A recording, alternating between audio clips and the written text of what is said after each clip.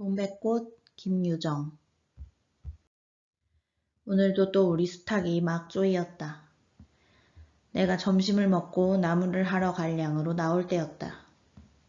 산으로 올라서려니까 등 뒤에서 푸드득 푸드득하고 달개 횟소리가 야단이다. 깜짝 놀라며 고개를 돌려보니 아니나 다르랴 두 놈이 또 얼렸다. 점순네 수탉이 덩저리 작은 우리 수탉을 함부로 해내는 것이다.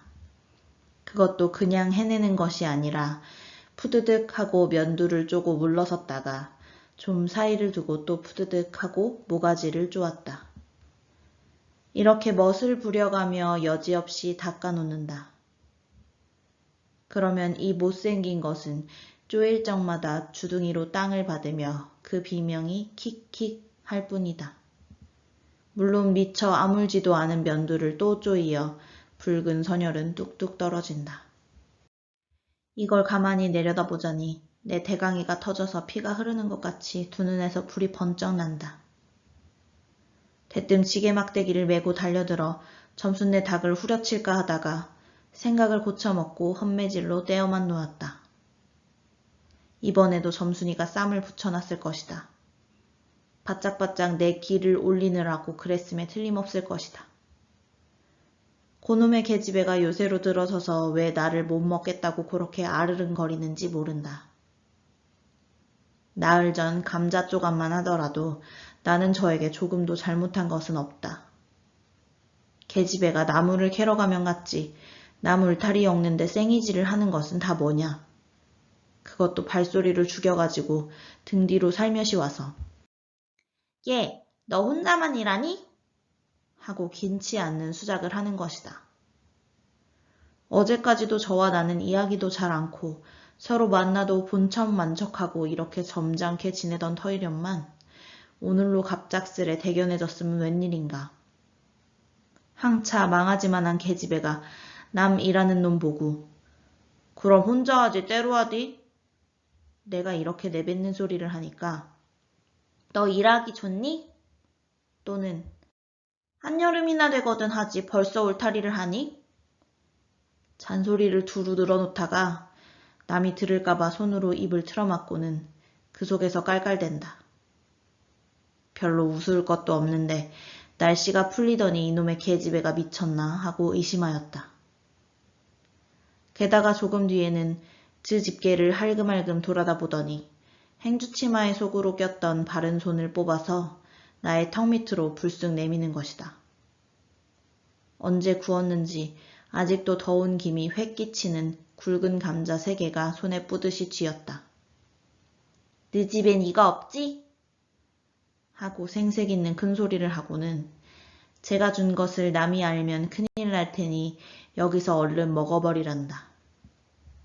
그리고 또 하는 소리가 너 봄 감자가 맛있단다.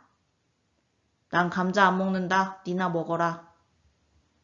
나는 고개도 돌리려 하지 않고 일하던 손으로 그 감자를 도로 어깨 너머로 쑥 밀어버렸다. 그랬더니 그래도 가는 기색이 없고 뿐만 아니라 새근새근하고 심상치 않게 숨소리가 점점 거칠어진다. 이건 또 뭐야 싶어서 그때야 비로소 돌아다 보니 나는 참으로 놀랐다. 우리가 이 동리에 온 것은 근 3년째 되어 오지만 여태껏 가무잡잡한 점순이의 얼굴이 이렇게까지 홍단무처럼 새빨개진 법이 없었다.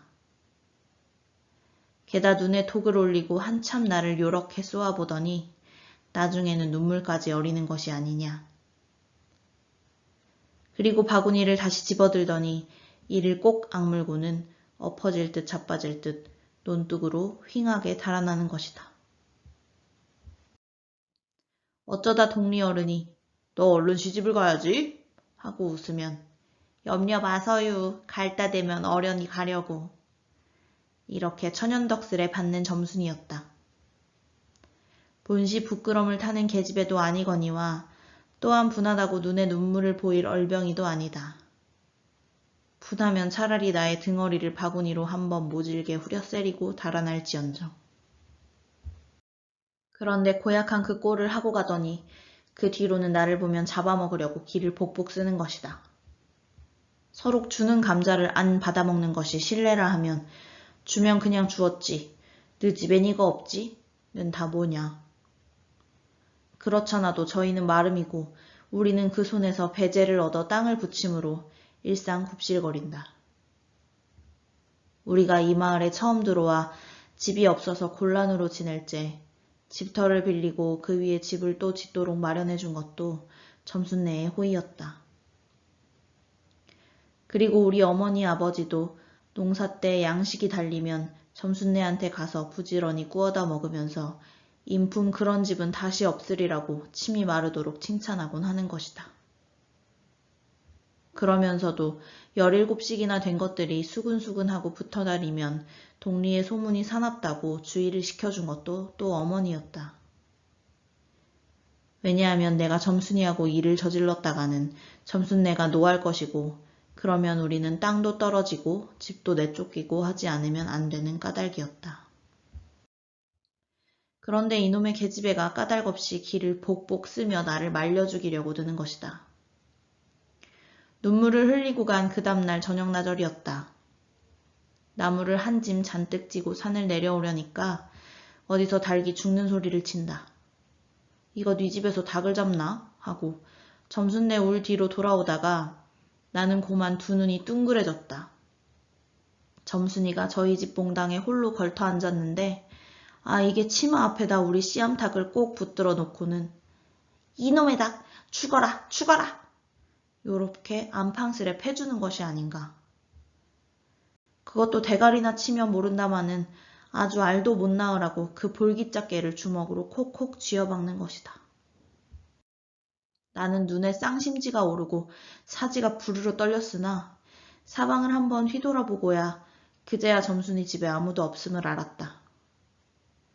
잡은 참 지게막대기를 들어 울타리에 중턱을 후려치며 이놈의 계집애 남의 닭 알 못 낳으라고 그러니? 하고 소리를 빽 질렀다. 그러나 점순이는 조금도 놀라는 기색이 없고 그대로 의젓이 앉아서 제 닭 가지고 하듯이 또 죽어라 죽어라 하고 패는 것이다. 이걸 보면 내가 산에서 내려올 때를 겨냥해가지고 미리부터 닭을 잡아가지고 있다가 내 보란듯이 내 앞에서 쥐지르고 있음이 확실하다.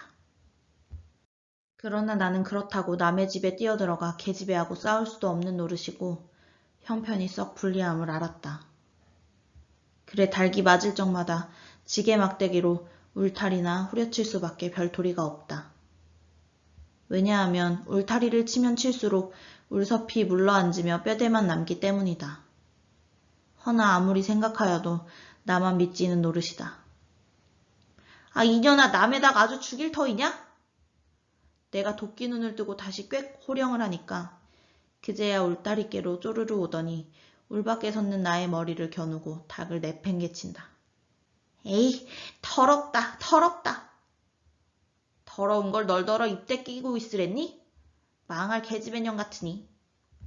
하고 나도 더럽단 듯이 울타리깨를 휑하게 돌아다니며 약이 오를 대로 다 오른 것은 암탉이 풍기는 서슬에 나의 이맛배기에다 물지똥을 찍 갈겼는데 그걸 본다면 알집만 터졌을 뿐 아니라 골병은 단단히 든 듯 싶기 때문이다. 그리고 나의 등 뒤를 향하여 나에게만 들릴 듯 말 듯한 음성으로 이 바보 녀석아!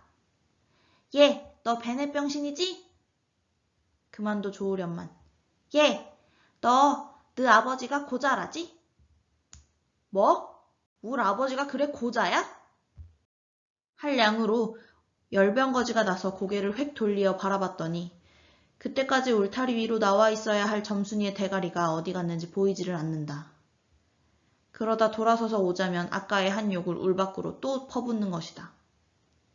욕을 이토록 먹어가면서도 대거리 한마디 못하는 걸 생각하니 돌뿌리에 채 끼어 발톱 밑이 터지는 것도 모를 만치 분하고 급기야는 두 눈에 눈물까지 불끈 내솟는다.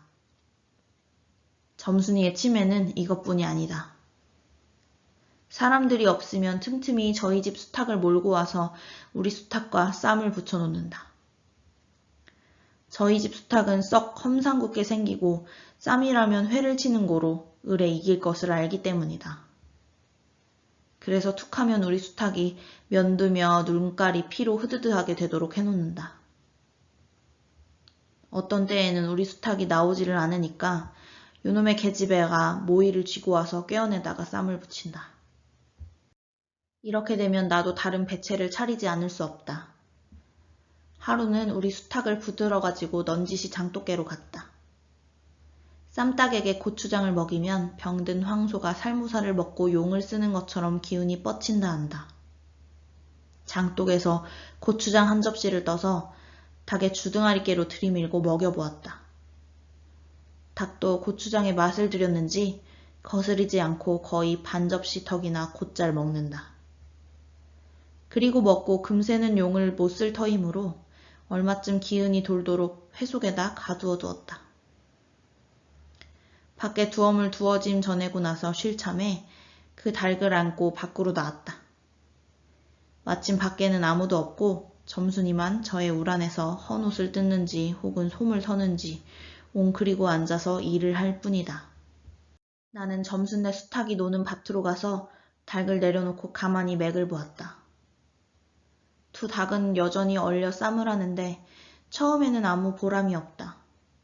멋지게 쪼는 바람에 우리 닭은 또 피를 흘리고 그러면서도 날개죽지만 푸드득 푸드득 하고 올라 뛰고 뛰고 할 뿐으로 제법 한번 쪼아보지도 못한다.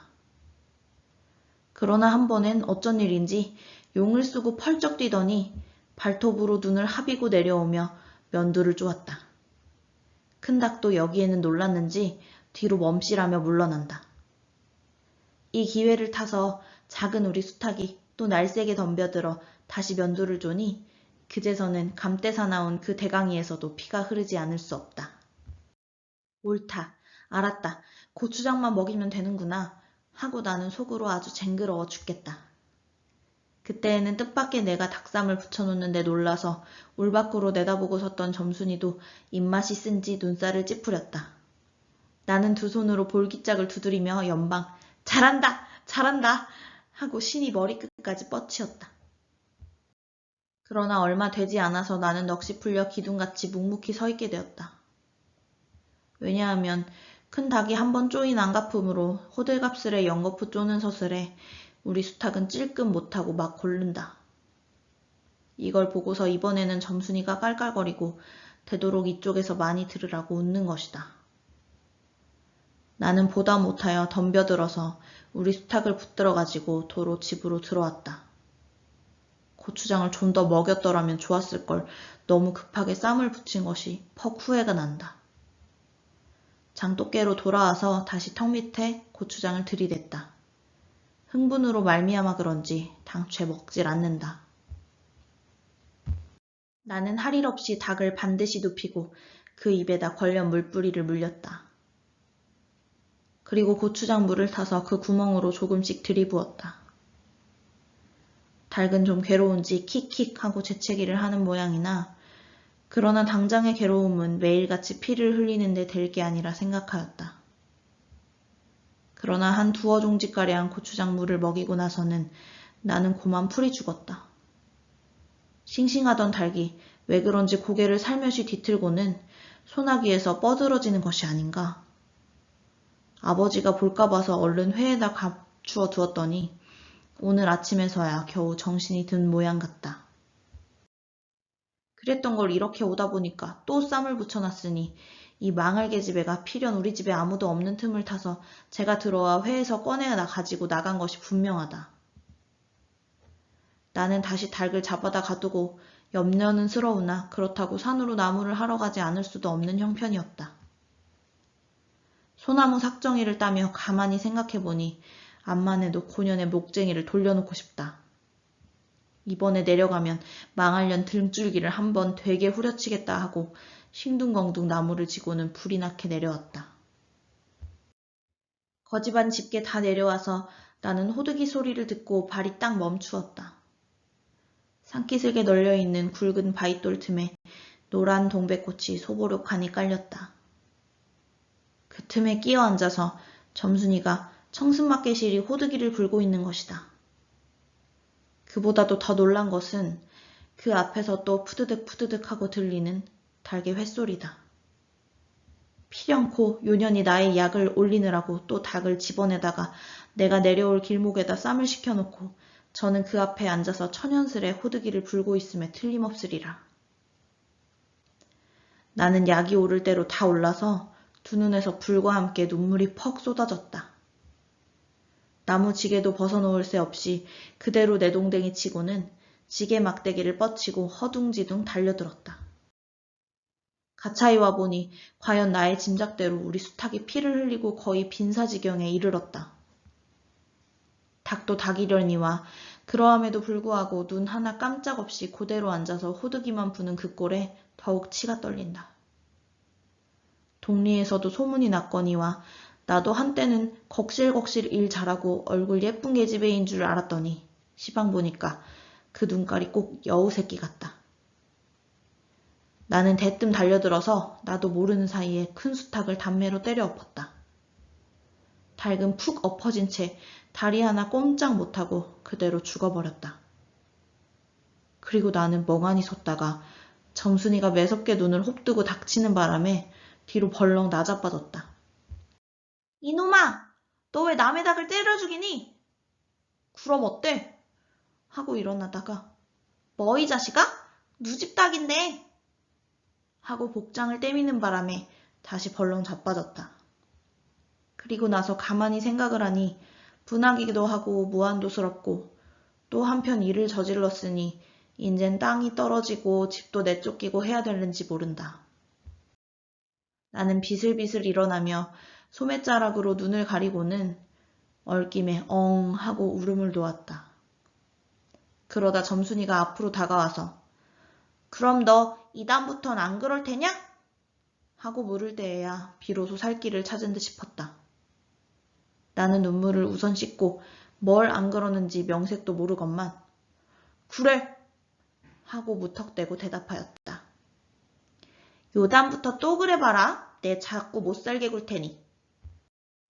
그래. 인젠 안 그럴 테야.